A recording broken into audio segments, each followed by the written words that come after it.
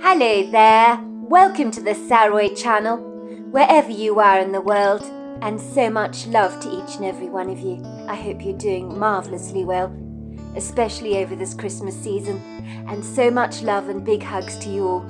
So before we get started, don't forget to subscribe to the channel, click the notification bell and the thumbs up, and let's get started with tonight's story.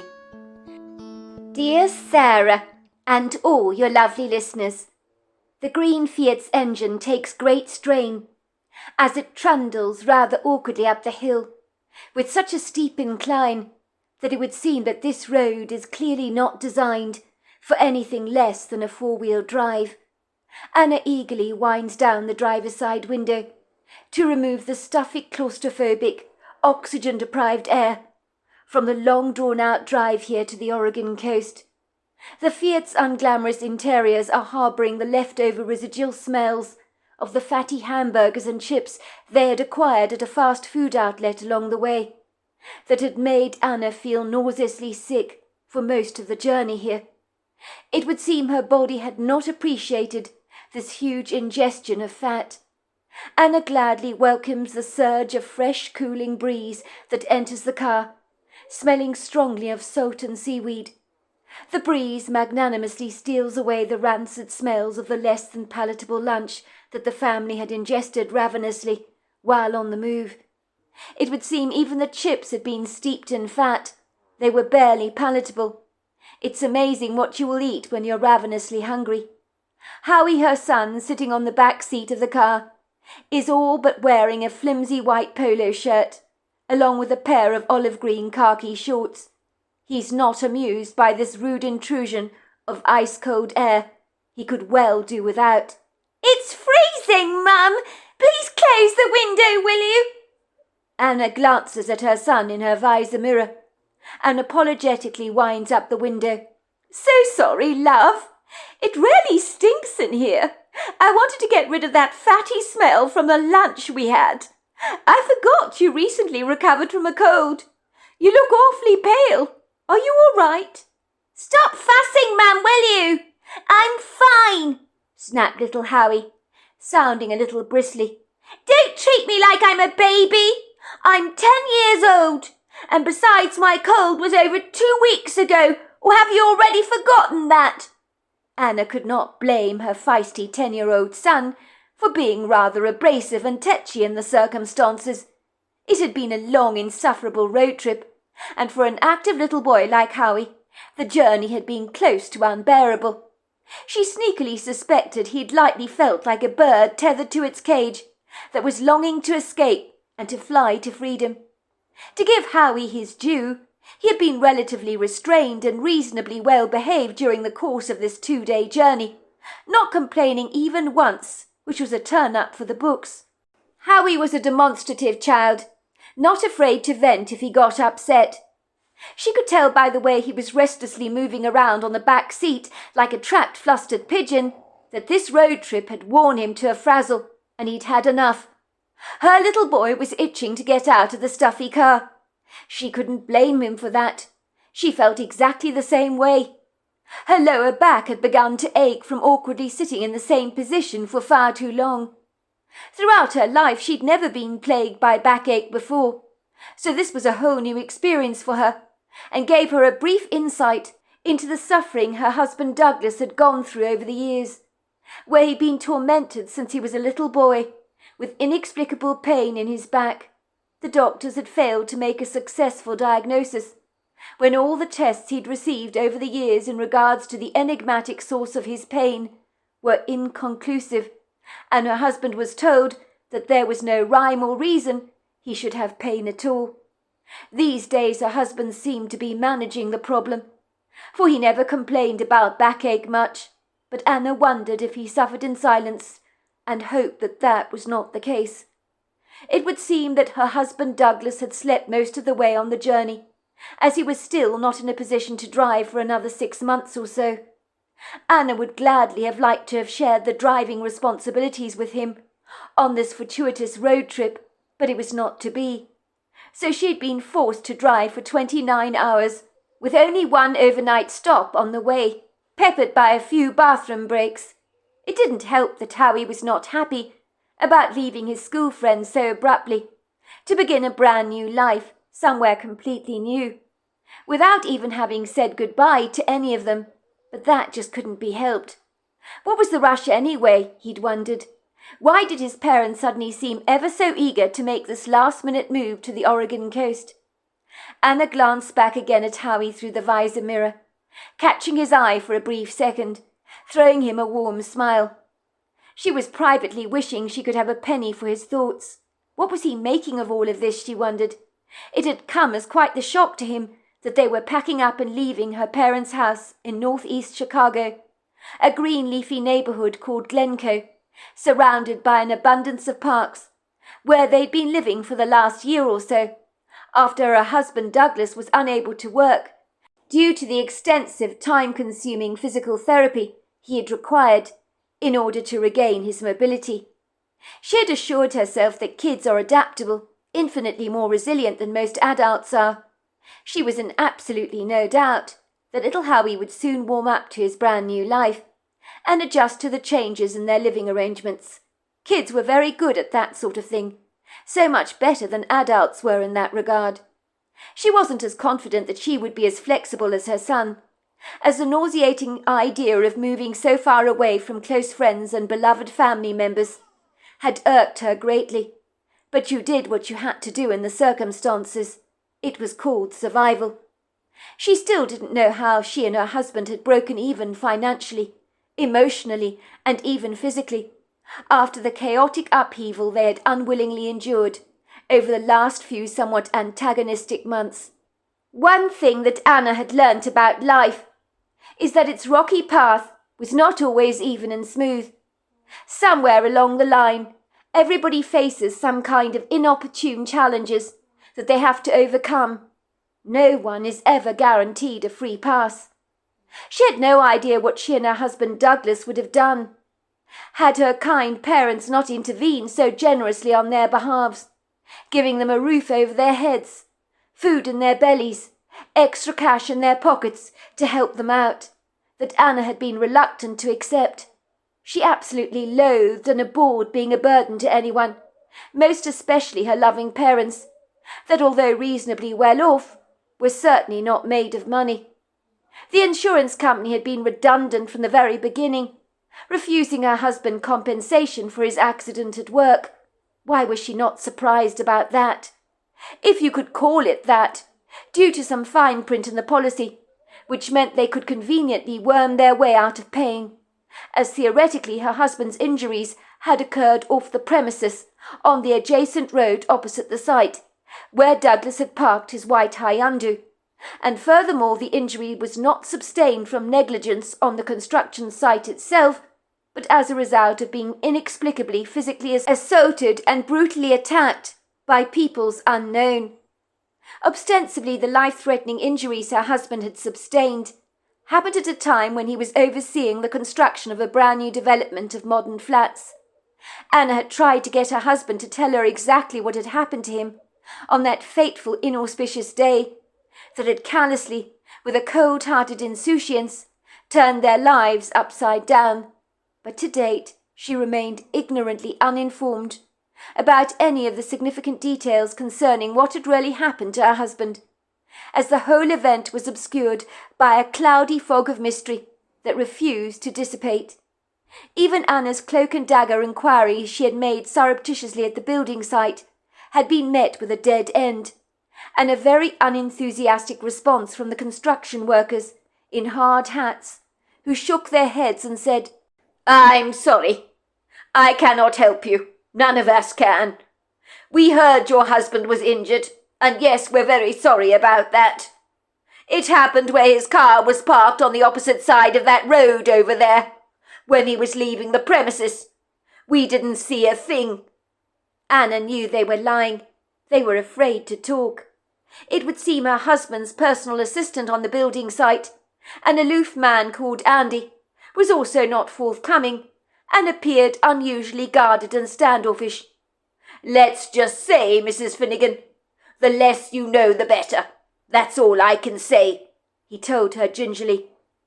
If you want my advice, Mrs. Finnegan, if you care about your husband and the safety of your own family, don't go ruffling anyone's feathers by asking too many questions.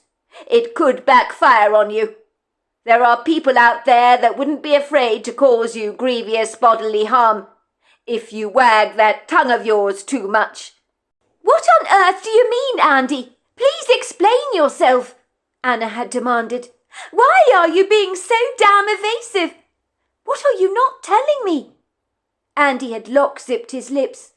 He crossed them with his fingers, as if he was afraid to talk. Like I said, Mrs. Finnegan, I'm saying nothing. Understand? With that he walked away, kicking the ground furiously with his heavy-weight boots, as if he was pissed about something that he was disinclined to express. Anna found his maddening behaviour profoundly odd. Everyone was acting strangely, and the men wearing their hard yellow hats on the construction site were giving her furtive, rather worried glances, as if they believed she was stirring up trouble for them and were silently willing her to go away. What the hell was going on here? She wondered, her mind a tumultuous whirl of all kinds of ill-omened scenarios that were being planted in her head suggestively, that did not bear thinking about. Why was no one talking about her husband's assault? It almost looked as if there was some clandestine cover-up going on, and no one was willing to talk to her or tell her anything. Andy was the one that had called her out on that fateful day to deliver the mortifying news concerning her husband. Anna, you need to go to the hospital as quickly as possible. Douglas is not going to make it. He's had a dreadful accident on the road adjacent to the building site. You need to prepare yourself for the very worst. It's not looking good. She could still remember that airy, haunting phone call that every wife would dread receiving from their husband's work. She surmised by the wretched, deflated tone of Andy's voice that there'd be no silver lining to this cloud. With a thundering heart knifing through her chest with hundreds of cutting blows, in what she would later describe as a bleary daze of confused chaos, a tangle of blistered emotions, Anna had rushed to the hospital, certain that she was on the precipice of losing her husband, and that whatever happened on the road opposite the building site, she concluded that the injuries he'd obviously sustained were clearly not survivable. While driving her green Fiat on the way to the hospital, it had hit her in that poignant moment that in a span of a day, that had started off so innocently, she was likely to become a single mother, a widow, and her son Howie would grow up with not much memory of his father. How she succeeded in driving to the hospital that day was nothing short of extraordinary, for she has barely any memory of the experience, as everything had become a smouldering blur. The doctors had given her a bleak prognosis in regards to her husband. She was told that Douglas would not last the night. Douglas's resilience and fortitude had surprised them all. There was so much damage to his body, including bruising on the brain, a ruptured spleen, bruised liver, punctured lung, several broken ribs, a broken leg, dislocated jaw, and the list went on and on. Anna lost track on all the things that were so obviously wrong with her husband. The doctors had described him as beaten up to a pulp, and asked Anna who she thought was responsible for harming him. Mrs. Finnegan, your husband was not injured on the road opposite the building site in the way you think. This was not accidental, the doctor informed her. Your husband, Mrs. Finnegan, was brutally attacked by people who obviously intended to kill him. I can assure you of this, but whoever these insidious characters were, they underestimated your husband's extraordinary will to survive, which has confounded the all of us here at the hospital. We did not think he would survive, Mrs. Finnegan, let alone last the night. I've been a doctor for 30 long years. I know of no one who's overcome so many injuries. You could determine his survival a miracle. These men who attacked your husband should be locked up in prison, charged with attempted murder. They don't deserve to be walking around breathing the same oxygen as we do. They are the cockroaches of society. that don't deserve to be called human." "You say them?" asked Anna, looking nonplussed. "You think more than one person did this to my husband, do you?" "Yes, Mrs. Finnegan, I do. My guess is your husband was beaten up badly by 2 or 3 men that left him for dead. I know this is brutal to hear, Mrs. Finnegan, but your husband is very lucky to be alive. It'll be a long drawn-out recovery for him, I'm afraid, and he might walk around with a limp for a while, but I'm reasonably confident that in a year's time or so you will have your husband back, and he will be healthy again."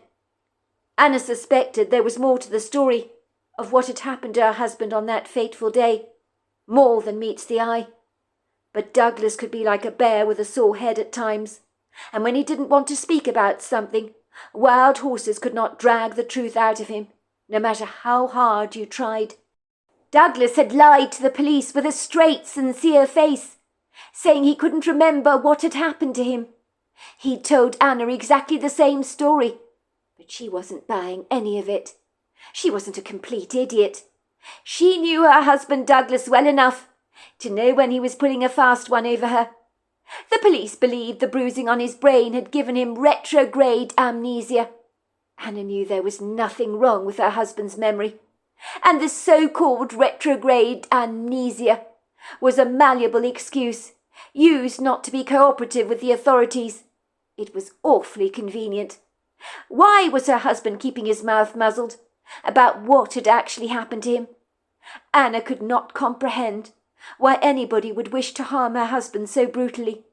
Who in their right mind would want to cause another such vicious, grievous bodily harm? The shock of what had happened to him had ricocheted through her entire family, provoking each member to a great deal of stress. Anna had given up her part-time job in town to care for her husband full-time. She worked in one of Chicago's most exclusive chocolate shops, selling people very select chocolate truffles, all superbly and intricately handcrafted. Douglas had been stuck in a wheelchair for several months.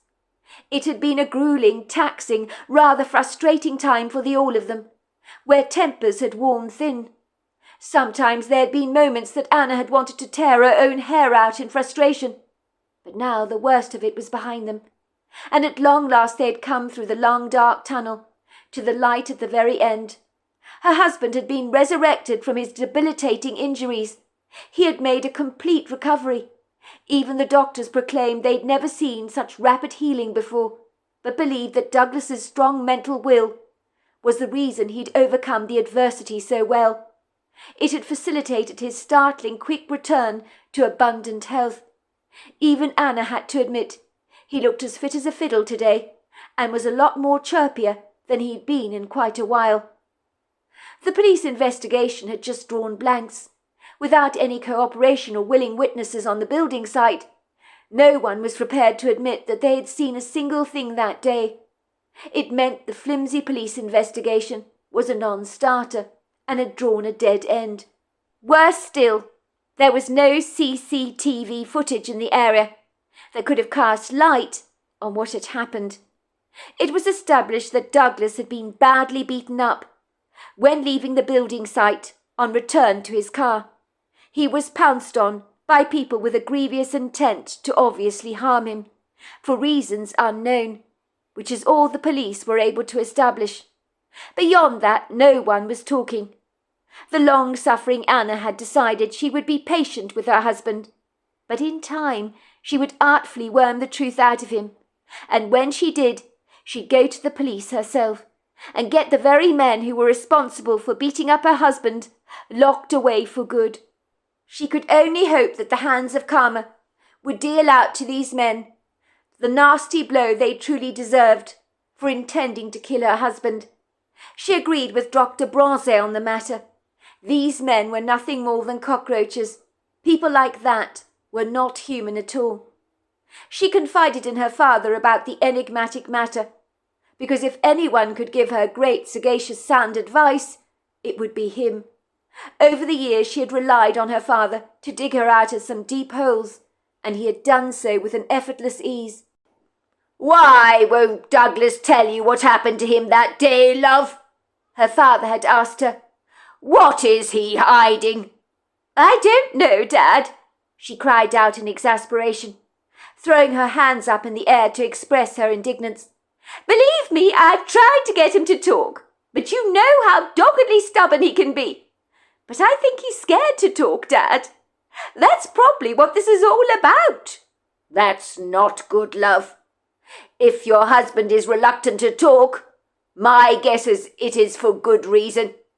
These formidable characters who beat him up are obviously dangerous."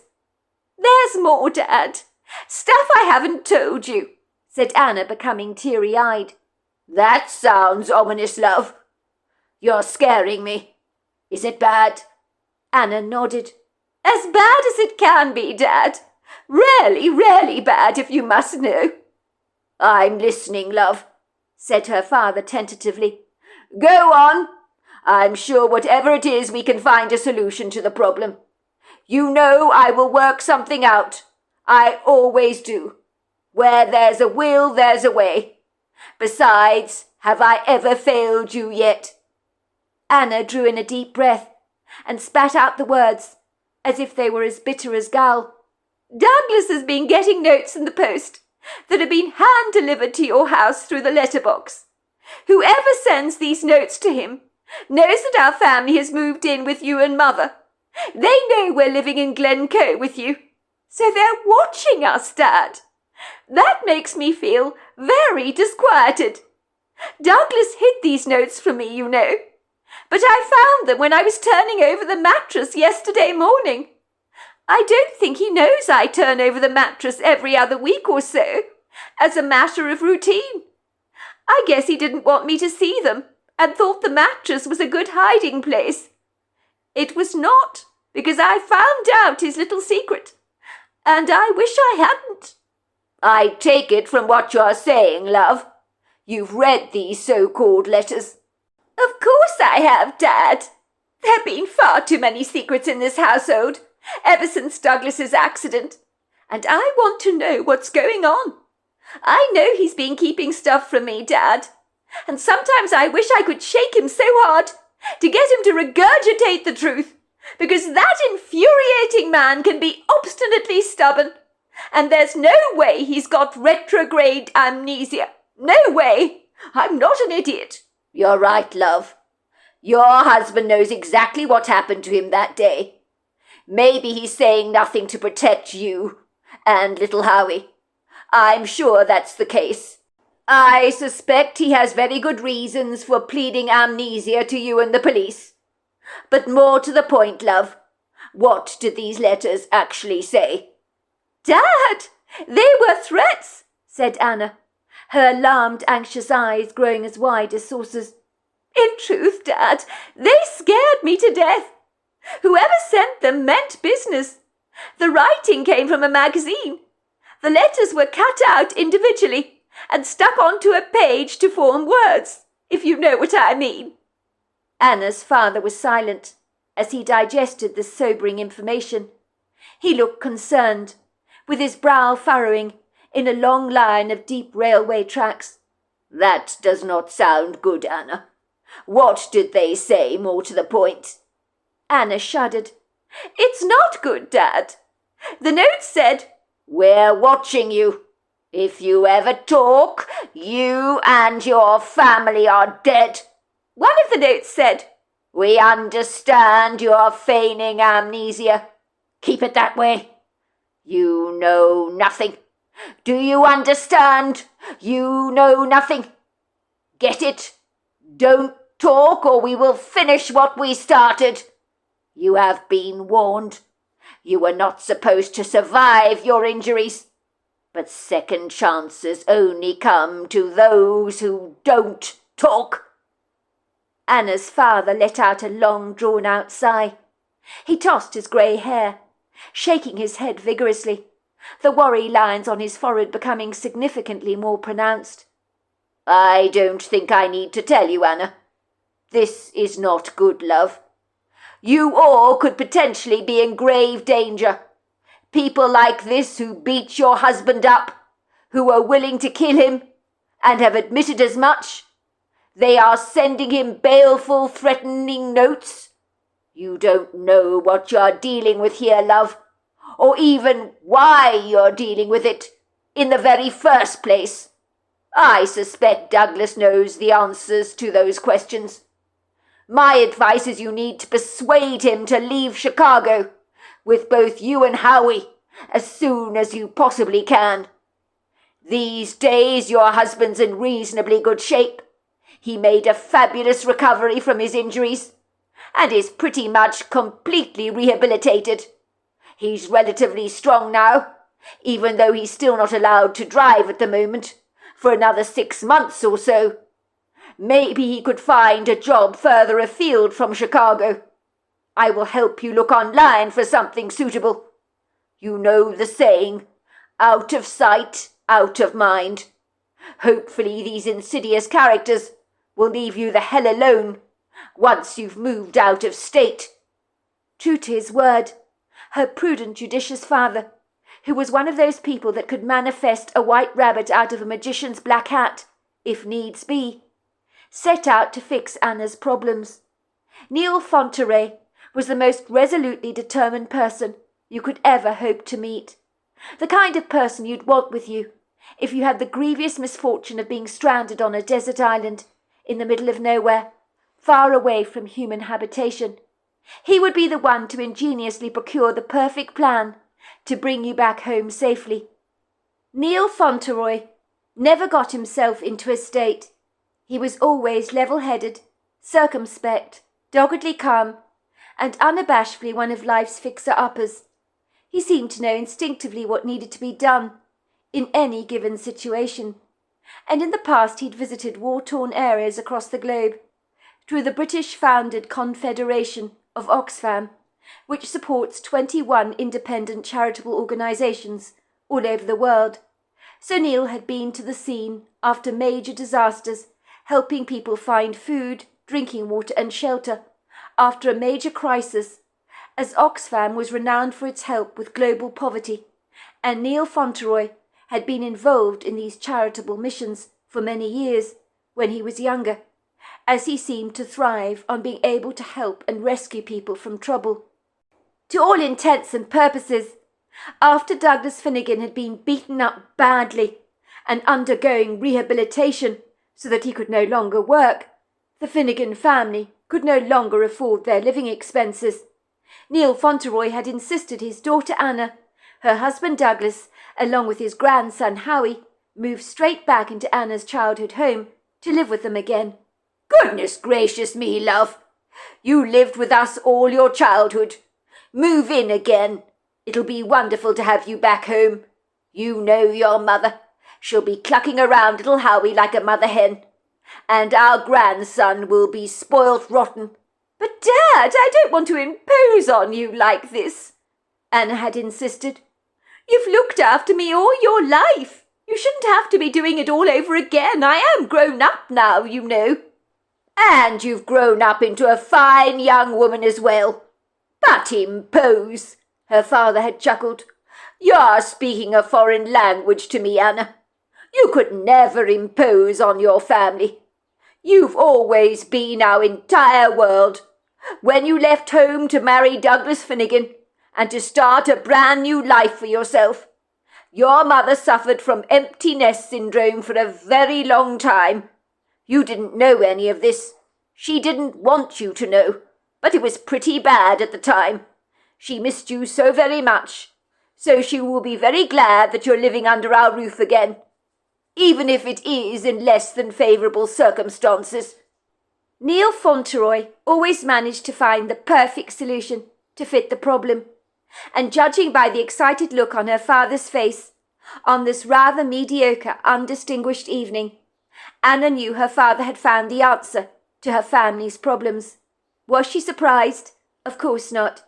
Throughout her childhood, her father had fixed every problem, as if it was simple as brushing dogs' hairs off an overcoat. This evening he'd come into the living room, looking quite flustered, like an over-enthusiastic dog, gagging for a walk, but trying to remain composed at the very same time. The family was watching television together, Her father had gestured to Anna urgently. "Anna," he almost whispered, "I need a word with you. If I may, it's important." Anna discreetly left her family in the living room, watching television together, but they had been so absorbed by the program that they were watching that they barely noticed her getting to her feet to follow her father into his rather debonair study, with its polished walnut desk and very comfortable upholstered wing chairs. She took a seat, as he gestured for her to take one. She sat next to her father. Together they spilled over the computer. She noticed her father had the computer anchored on a page, displaying a rather obscure, ambiguously vague advertisement. "Ah, here it is," said her father. "This is the advert that I want you to see," he said, clicking onto a headline which read, "Looking for the perfect job in an idyllic location? This might be the perfect job for you." "Look here, Anna," he said, sounding rather pleased with himself. "I've found the ideal job for your husband. It's a place on the Oregon coast called Ocean Spray. A wealthy family own the property. They're looking for a caretaker come landscape gardener to oversee the premises for them, while they're not in habitation there. The family live in the Hollywood Hills in Los Angeles, and Ocean Spray is a holiday home for them. They need the grounds to be kept in excellent shape, and for someone to oversee the regular maintenance and cleaning of the manor house itself. They will provide your family with your own cottage on the grounds. The salary is handsome. Douglas was a landscape gardener in the past, was he not? This kind of job would be a walk in the park for him. You know how much he loves designing gardens and working out of doors. This job could have been tailor-made for your husband, like a fine suit you might buy at an exclusive tailor's." "It sounds too good to be true, Dad. I know you mean well, but there are bound to be other people desirous for this job. There is no guarantees that Douglas will get it, especially if they learn he was recently badly injured. That could be off-putting for any potential employer. They might think he's physically compromised. And if they even have the teeniest inkling that he was beaten up by a couple of thugs, they might think he's bad news. Nobody wants to employ people like that, who lightly bring chaos with them wherever they go, like an extra piece of rather inappropriate hand luggage." Anna's father became saliently solemn and rather composed for a moment. "Do you really think when people are looking for a job, Anna, they tell their potential employer anything that might jeopardize their opportunity in getting the job? Of course not. They brush over the nuts and bolts they don't want to be seen, so as not to draw attention to them." He paused for a moment and continued, "I really think this is the perfect job for your husband, Anna. It would mean you get to leave Chicago. Your being out of state will bring me and your mother great relief, because we will feel more assured about your personal safety. I took the liberty of making a few phone calls, Anna, on Douglas's behalf. I hope you don't mind. I spoke to the owner of Ocean Spray. The gentleman's name is Claudia Ferrento. He's in his early 60s. A very amenable man, he seemed. I told him about your husband's previous job in construction, overseeing everything, and that he'd recently recovered from an injury, but was fit to work again. I mentioned he'd been a landscape gardener for a long while. When I told him this, he was genuinely impressed, and asked me to send him your husband's CV, which I did. He liked the fact that Douglas had managerial skills, and was an excellent landscape gardener to boot, which were the two quintessential qualities he was looking for in his caretaker." Anna raised a brow. "What? Did he get back to you?" "He did better than that, Anna," said her father proudly, his face breaking out into a satisfied broad beam. "It's very good news indeed," he said, rubbing his hands in glee. "He has as good as offered Douglas the job, if he wants it. But there is one catch. Douglas needs to phone him right away to have a chat. And providing all goes well in that interview, then the Oregon coast and the promise for new beginnings happily awaits you, my love. What do you say, love? Isn't this the greatest news ever?" Anna threw her arms around her father, wrapping him in a warm, appreciative embrace. "What did I do to deserve you, Dad? I must have been a saint in a previous life." "It's nothing, love," said Anna's father modestly. "You're my daughter. I would do anything and more for you. You know that. When you told me about those notes Douglas was receiving in the post, well, I knew you needed to get the hell out of Chicago. We won't tell Douglas we know about those insidious messages he received, that he hid under the mattress, but we must actively encourage him that it's in his very best interest to accept this job and to leave Glencoe at once." "I'll go and get him right away," said Anna eagerly. "How could he possibly turn an offer like this down, Dad? Christmas doesn't come along every day, you know." "I'm not sure," said Douglas, when he read the advertisement online. "I know you mean well, Neil," he said, looking up at his father-in-law gratefully. "I appreciate all you're doing for me, but I'm not sure this is for me. Besides, it's an awfully long way from Chicago." Anna indignantly felt the heat rise in her chest. She looked like she wanted to throttle her husband. How dare he disregard a job like this, when golden opportunities like this didn't come along every day. Her husband had been out of work for an entire year, and it wasn't easy getting back on your feet again after such a huge setback, and employers weren't exactly beating down doors to hire her husband after the unfortunate incident that had disabled his ability to work, as word got around in the industry that Douglas Finnegan had been badly beaten up by thugs. Bad news tends to travel afar, and sticks like the chewing gum under a classroom desk. "You are kidding me, right?" said Anna, glaring at her husband furiously. "You're looking at a gift horse in the mouth, love. Are you? You're going to turn this away? Is that what you're telling me? I think I'm going to be violently sick. Are you absolutely insane? This is the perfect job for you. It's as good as yours if you only get to phone up the owner to Ocean Surf now. It's the answer to our family's prayers." "I'm going to level with you, Douglas," said Neil, soberly intervening on his daughter's behalf.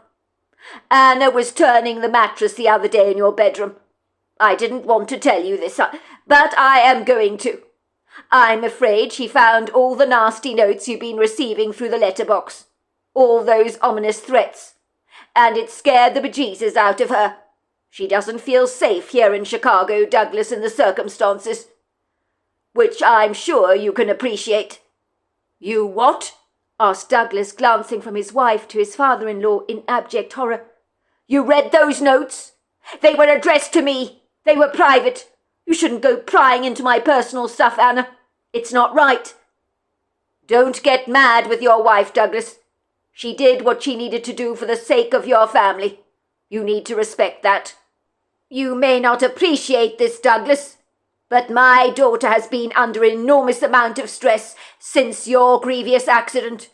It was not only you that was affected by the unfortunate incident. You have absolutely no idea how overwrought Anna has become, not knowing why you were so brutally attacked. Then, beyond anything else, she had to give up her job at the chocolate shop to take care of you, and you were not bringing in an income. We were happy to help and pay for your needs, but our Anna is fiercely independent. She doesn't like relying on us for help, so she's eager for you to get back on your feet again, as we all are." "I hadn't thought of it like that," admitted Douglas. "You make a valid point, Neil.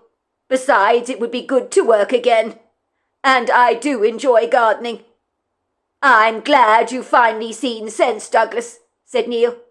"Look, I know you never told us what really happened when you left the building site that day. You have not been forthcoming about who attacked you.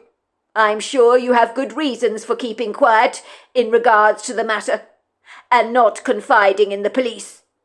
What I do know, Douglas, is someone is threatening you and the family. That is what concerns me greatly.